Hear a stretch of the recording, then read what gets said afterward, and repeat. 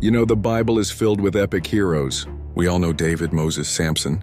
But have you ever heard of one of the most hardcore, unexpected heroes in the entire Old Testament? A woman whose story is so brutal and so intense, it feels like it's straight out of a Quentin Tarantino movie.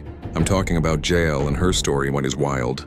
To get the picture, you have to understand the world she lived in. It's the time of the judges. The Israelites have once again strayed from God, and for 20 long years they've been brutally oppressed by Jabin, the king of Canaan.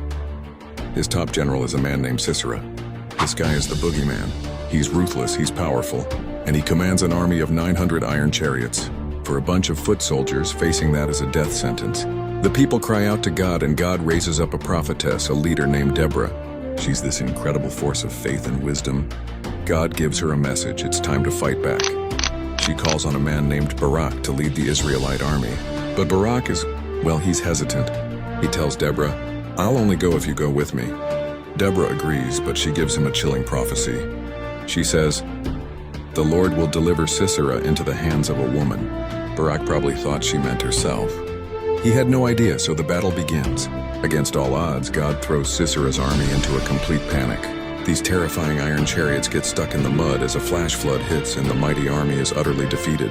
Sisera, the fearsome general, realizes it's over. He abandons his chariot and flees on foot, desperate to save his own skin. He runs and runs until he stumbles upon a tent. This isn't just any tent, it belongs to a man named Heber the Kenite. The Kenites were technically at peace with King Jabin, so Sisera thinks he's found a safe house. Heber's wife, Jael, comes out to meet him. Now imagine this scene. Here's this terrified, exhausted, battle-worn general, the most wanted man in the country, showing up at your front door. What do you do? Jael doesn't panic. She's calm, collected. She says, "Come in, my lord. Don't be afraid." She invites him into her home, this sacred space of hospitality. She covers him with a blanket. He asked for water, but she gives him milk, a sign of honor, but also something that would make him drowsy. She's playing the perfect hostess, lulling him into a false sense of security. Sisera, feeling safe at last, tells her to stand guard and lie if anyone comes looking for him. Then he falls into a deep, exhausted sleep. And this is where the story takes its brutal, shocking turn. This is the moment that defines Jael as one of God's hidden warriors. Once she's sure he's completely unconscious, Jael doesn't hesitate. She's not a soldier, she's not trained for combat, but she knows what needs to be done.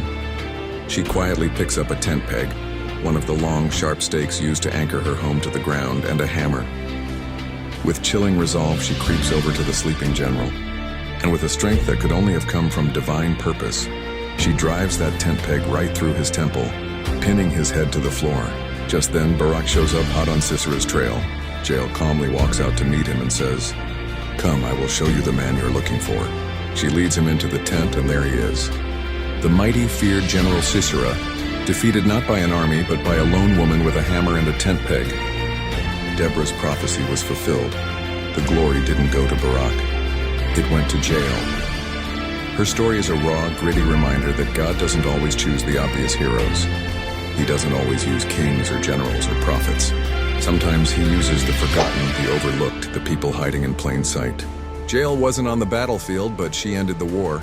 She was God's hidden warrior, and her brutal, decisive act of faith brought peace to Israel for 40 years. Now that's a hero worth remembering.